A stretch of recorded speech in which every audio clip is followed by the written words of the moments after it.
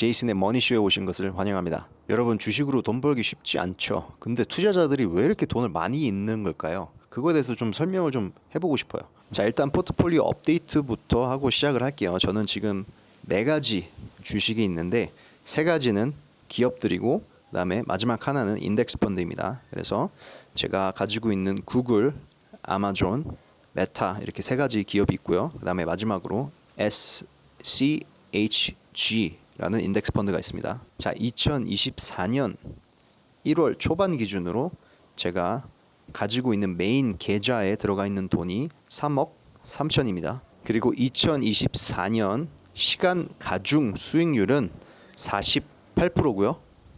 S&P 500 퍼포먼스를 크게 뛰어넘겼습니다. 그리고 금액 가중 수익률은 간단하게 내 돈이 얼마나 자랐나 숫자만 보면요, 2024년 71% 올랐습니다. 그래서 좀 굉장한 수익률을 좀 보고 있는데 2024년 자체가 너무 좋은 한 해여서 2025년에도 계속 그런 퍼포먼스를 유지할 수 있는가는 의문입니다. 의문이지만은 계속 투자에 임하도록 하는 제이슨이 되겠습니다.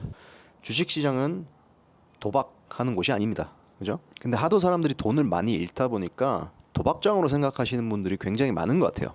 그런데 왜 이렇게 많은 투자자들이 돈을 잃는 걸까요? 오늘은 투자 손실을 만드는 4가지 이유랑 그걸 피하는 방법에 대해서 좀 얘기를 한번 해볼 거예요. 자, 여러분의 소중한 돈 지키고 싶으시죠? 잘 들어주세요.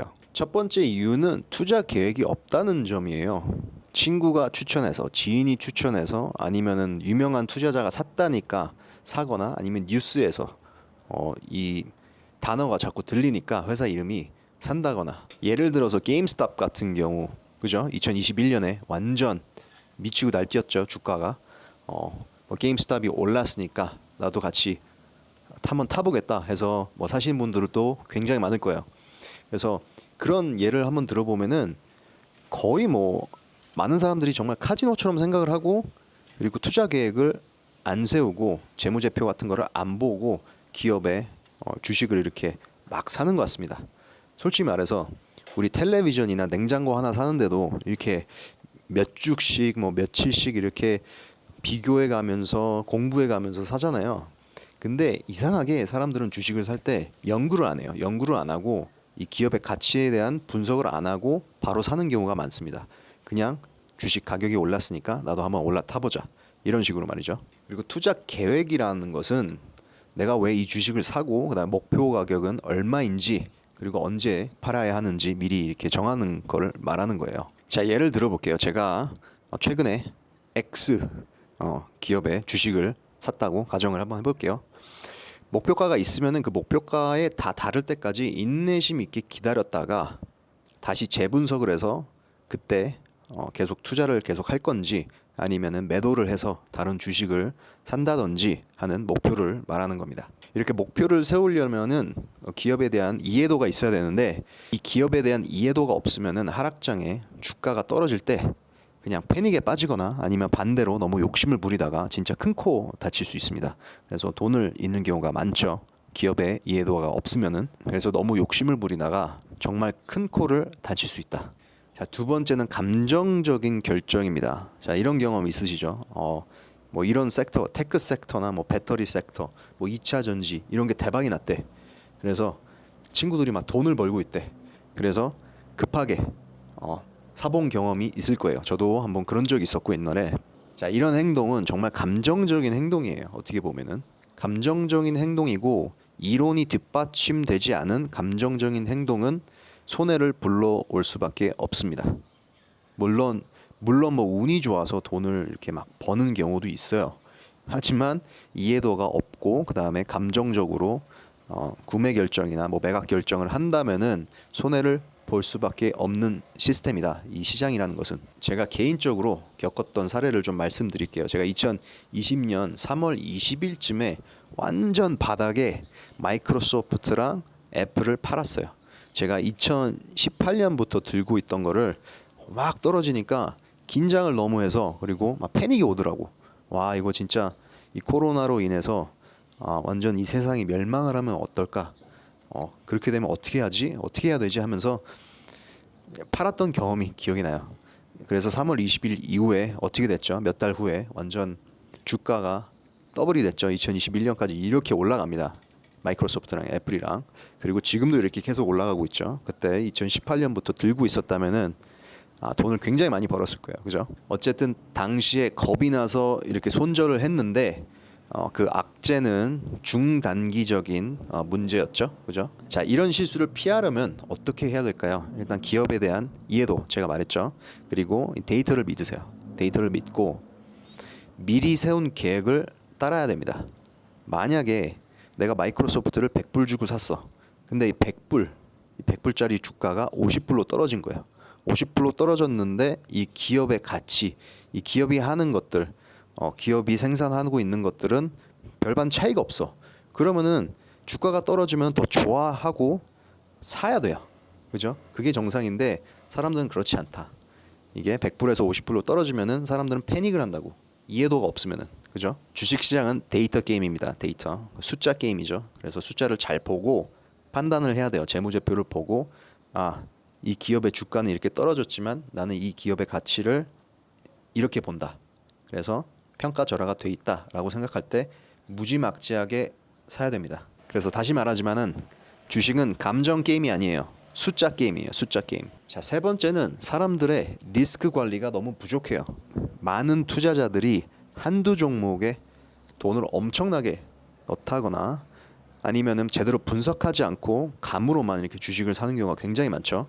그리고 이런 거는 리스크 관리에 반대되는 행위죠. 어떻게 보면 제가 실제로 보유하고 있는 주식이 지금 4개예요. ETF 하나랑 그다음에 개별 주식 3개를 들고 있죠. 아마존 그리고 메타, 구글 이렇게 들고 있는데 이 3개에만 집중을 하더라도 각각의 기업에 대해 깊이 있는 분석을 해야 돼요. 항상 깊이 있는 분석을 해야 되고 재무제표를 보고 그 다음에 쿼터마다 있는 어닝을 잘 봐야 됩니다. 어닝을 잘 보고 이 회사가 어떤 트렌드를 가지고 있는지 그리고 이 숫자들은 괜찮은지 이런 걸 계속 관찰해야 돼요. 이 관찰할 힘이 없고 시간이 없으면은 그러면 그냥 인덱스 펀드 사면 됩니다. ETF 사면 돼요. 자, 제가 기업에 대한 이해도가 높아야 된다고 말했죠. 그러면은 이 기업에 대한 리스크 요인도 알아야 돼요. 구글 같은 경우는 제가 들고 있는 제 넘버원 포지션인 구글 같은 경우는 이 독점법에 대한 리스크가 굉장히 크죠.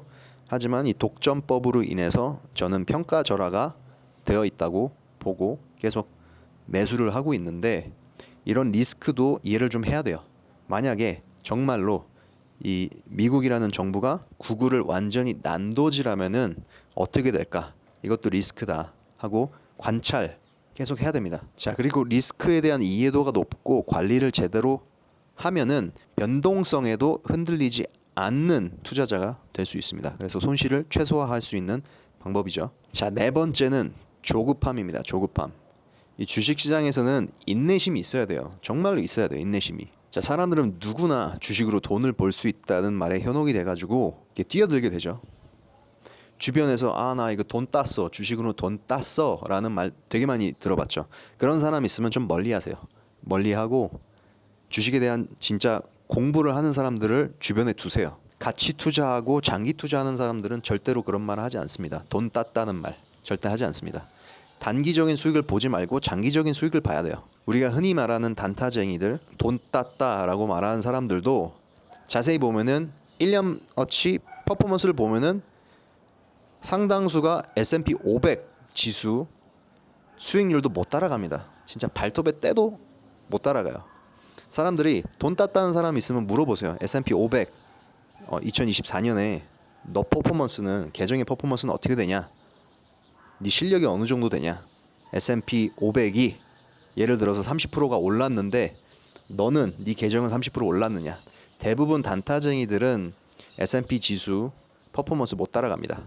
자, 이런 말에 현혹이 돼가지고 사람들이 공부를 하지 않고 주식시장에 이렇게 뛰어드는 거예요. 그러니까 돈을 잃는 거죠. 그리고 하루아침에 부자가 되고 싶다는 생각으로 레버리지를 하거나 단타 매매를 계속 이렇게 하게 되는 거예요. 정말 장기 투자로 성공한 사람들은 매일매일 주식 차트 보지 않습니다. 보지 않고 오히려 재무제표나 이 기업의 숫자를 공부를 하지 절대 차트 가지고 뭐 짝대기 그리고 이런 짓 절대 안 합니다. 회사의 미래 성장 가능성을 공부를 해야지 차트에 짝대기 그리고 뭐 그림 그리고 도화지처럼 그런 행동은 단타쟁이들이 하는 거지 우리 같은 장기 투자자 그리고 가치 투자자들에게는 적합하지 않은 행동입니다. 여러분 투자는 시간의 예술입니다. 주식 시장은 정말 꾸준히 공부를 하고 기업에 대해서 장기적으로 기다릴 줄 아는 사람들에게 보상을 해주는 거예요. 자, 오늘 말씀드린 투자 손실하는 가장 4가지 큰 이유에 대해서 알아봤는데요. 자, 다시 보면 첫 번째, 명확한 계획이 없다. 두 번째, 감정적인 결정을 한다.